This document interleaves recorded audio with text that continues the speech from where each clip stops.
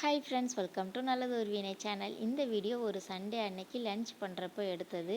என் பொண்ணு ரொம்ப நாளாக பிரியாணி கேட்டுக்கிட்டே இருக்கா. ஆனால் என்னால் செஞ்சு கொடுக்கவே முடியல. கடையில் வாங்கி கொடுக்குற பிரியாணி அவளுக்கு பிடிக்க மாட்டுக்கு. நீ தான் செஞ்சு கொடுக்கணும் அப்படின்னு கேட்டுக்கிட்டே இருக்கா. சரி, இன்றைக்கி செஞ்சுருவோம் அப்படின்னு சொல்லிட்டு சீரக சம்பா ரைஸில் சிக்கன் பிரியாணி தான் பண்ண போகிறோம். எப்போவும் நான் பண்ணுற மாதிரி பிரியாணி பண்ணாமல் இன்றைக்கி கொஞ்சம் வித்தியாசமாக செய்யலாம் அப்படின்னு சொல்லிட்டு ஒரு 1/2 கிலோ சிக்கனுக்கு 1/2 கிலோ ரைஸ் போட்டு தான் இன்றைக்கி பிரியாணி பண்ண போகிறேன்.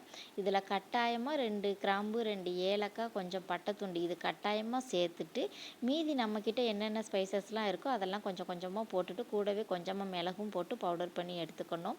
இப்போ பிரியாணி தாளித்து விடுறதுக்கு குக்கரில் எண்ணெயும் நெய்யும் சேர்த்துட்டு, பிரிஞ்சி இலை, வெங்காயம், இஞ்சி பூண்டு பேஸ்ட்டு இதெல்லாம் சேர்த்து நல்லா வதக்கிட்டு, நம்ம அரைச்சி வச்சுருக்கிற பவுடர் அதையும் சேர்த்து லைட்டாக எண்ணெயில் வதக்கி விட்டுட்டு, 2 தக்காளி, 1 பச்சை மிளகாய் அதையும் சேர்த்து நல்லா வதக்கி விட்டணும். புதினா, மல்லி இலை அதையும் அரைச்சி சேர்த்துக்கிட்டேன். இதோட பச்சை வாசனையெல்லாம் போனதுக்கு அப்புறமா கொஞ்சமாக தயிர், காரத்துக்கு தக்கன மிளகாய்த்தூள், கொஞ்சமாக மஞ்சள் தூள் மட்டும் சேர்த்துட்டு நல்லா மிக்ஸ் பண்ணி விட்டுட்டேன். அதோட பச்சை வாசனையெல்லாம் போனதுக்கப்புறமா க்ளீன் பண்ணி வச்சுருக்கிற சிக்கன் ஒரு 1/2 கிலோ அதையும் சேர்த்துட்டு, சிக்கனுக்கு தேவையான உப்பையும் சேர்த்து நல்லா கலந்து விட்டுட்டேன்.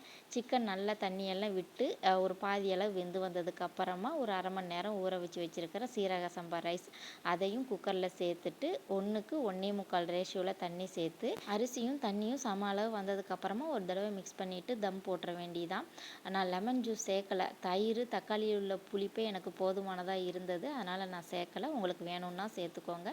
அடுப்பில் ஒரு தோசைக்கல் வச்சு அது மேலே குக்கரை வச்சு அடுப்பை ஒரு 20 நிமிஷம் சிம்லேயே வச்சுட்டு அதுக்கப்புறம் 10 நிமிஷம் கழித்து தம் உடச்சி பார்த்தோம் அப்படின்னா சூப்பராக சிம்பிளாக சிக்கன் பிரியாணி ரெடி ஆயிரும். வீட்டுக்காரர் கொஞ்ச நாளாக நான்வெஜ்ஜே சாப்பிட்றது கிடையாது. அதனால் அவருக்காக பருப்பு சாதமும் இன்னொரு அடுப்பில் ரெடி பண்ணிட்டேன்.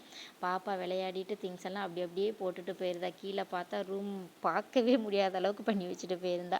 சரி, அது அடுப்பில் ரெடி ஆகிக்கிட்டு இருக்கட்டும் அப்படின்னு சொல்லிட்டு கடன்னு பெட்டெல்லாம் க்ளீன் பண்ணிவிட்டு வீட்டையுமே பெருக்கி விட்டுட்டேன். அப்புறமா கிரேவி மட்டும் அப்பா வெளியில் வாங்கிட்டு வர சொல்லியிருந்தேன். அவங்களும் வாங்கிட்டு வந்திருந்தாங்க.